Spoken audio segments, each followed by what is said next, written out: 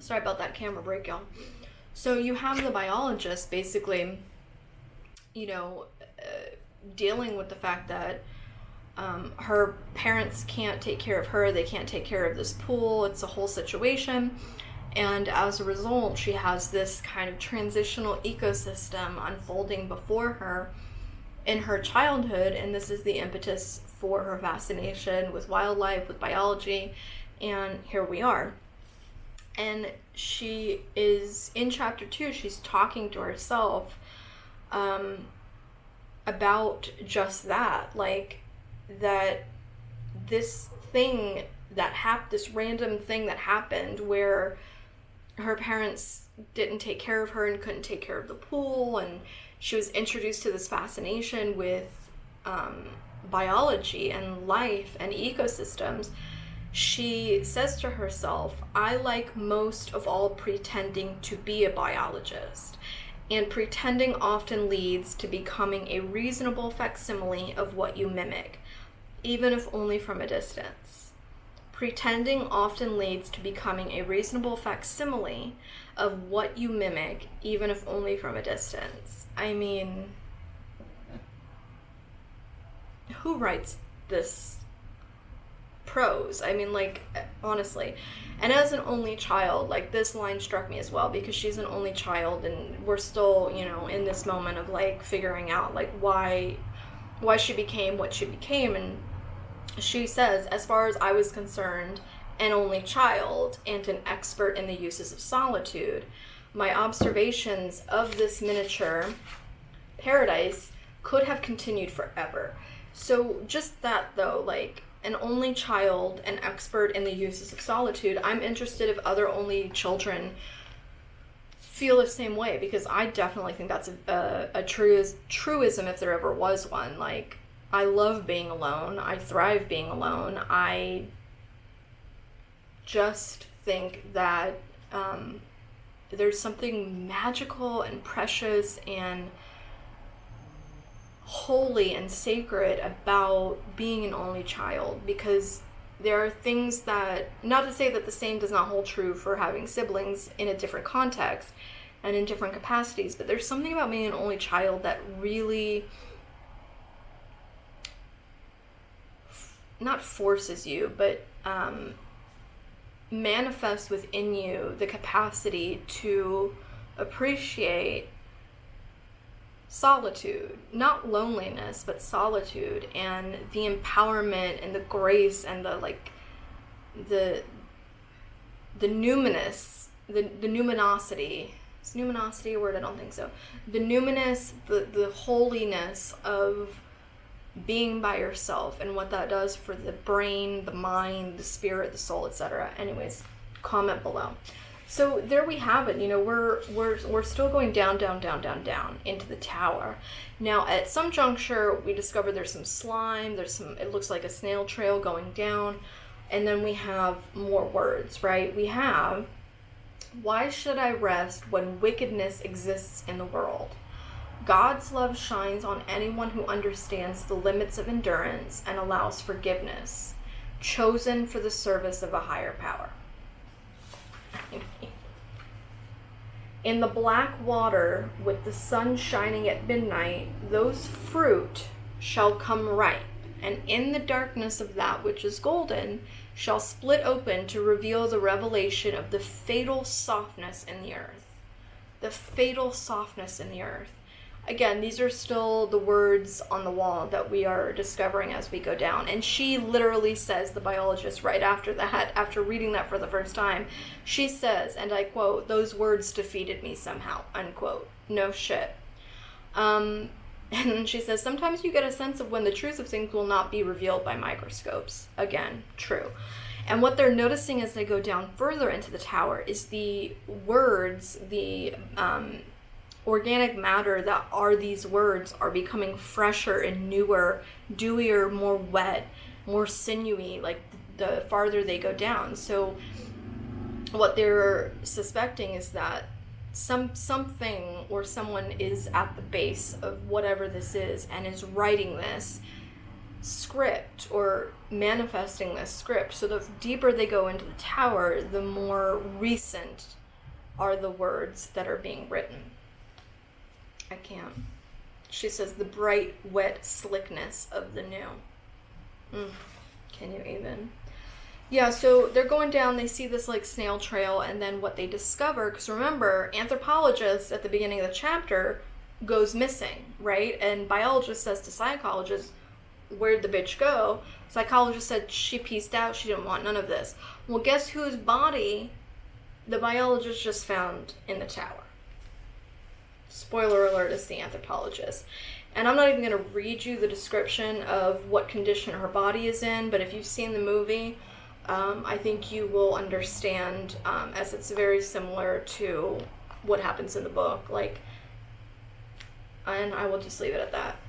What we talked about also last week was, again, that the folks from the previous expeditions, as we've seen in the film and in the book, are mysteriously reappearing back at their homes. They don't go back to HQ. They don't go back in for a tight debrief. They are literally going and showing up at their homes. And they're obviously not quite with the program. Something is not, we're not firing on all cylinders anymore. So we talked about this last week. Natalie Portman is, painting her bedroom, and in walks Oscar Isaac and all of his, truth, to Crosby, Stills, Nash and Young. And, they're both ex-military. Well, she's ex-military. She's now an academic in the film. He's obviously just come back from this expedition out of nowhere, which she thought he was MIA or KIA in. And she's questioning him. She's like, what's going on? He can't really answer her. He's not really there. So what happens in the book is essentially the same thing. Like, she's at the house. All of a sudden, Oscar Isaac walks in, and he doesn't know how he got to the house. He doesn't know how he left Area X. He doesn't even remember what happened in the expedition. He's just not there, glazed over. Probably too many particulates got in there. I don't know, but it's a whole thing. In the movie, this is how the movie opens. All of a sudden, they're sitting at the dining room table. She's pressing him. All of a sudden, we have nosebleed, ambulance. He's back at HQ. Test. Done. We don't, know what's going on with Oscar Isaac at that juncture. We flash to Natalie Portman and the whole plot of getting into the Shimmer. Now, in the book, something similar happens. Instead of nosebleed, ambulance, HQ tests, we have, he's not acting appropriately, so she decides to fuck him, and that doesn't bring him back. So at some juncture, they go back to headquarters, and he's diagnosed with stage 4 cancer of some kind, and then he dies shortly thereafter. So I won't tell you what happens in the film.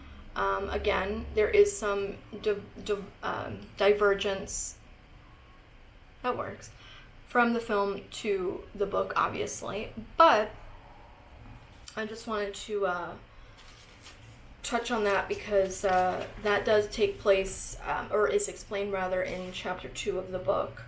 So they're back in the tunnel. We're trying to figure out what's going on.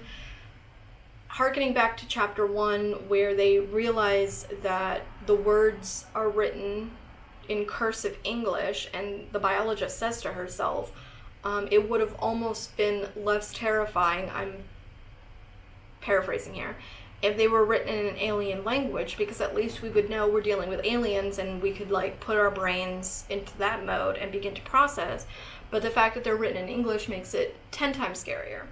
And so she kind of has that same moment in chapter 2 where, she's saying to herself, there's something down there that's creating, writing, manifesting these words.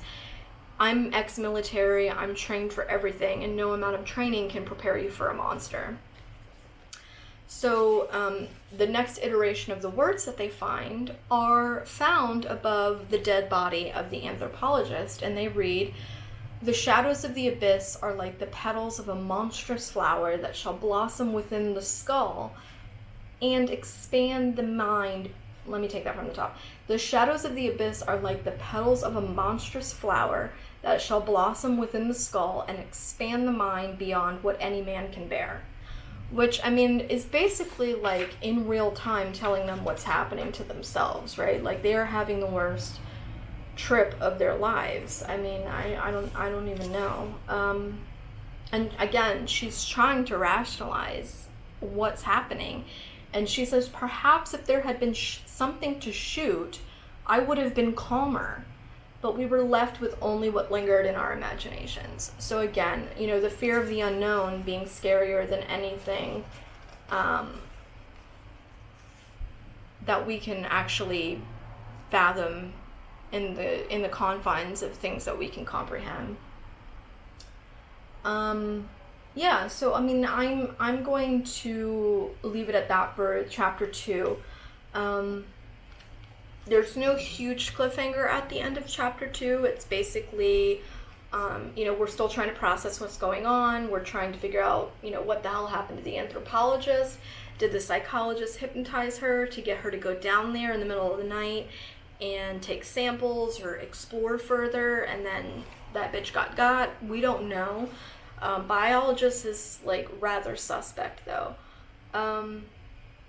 Yeah, and so with that, I want to touch on one of the things from the film, which again, in the film at this juncture, there's no tower.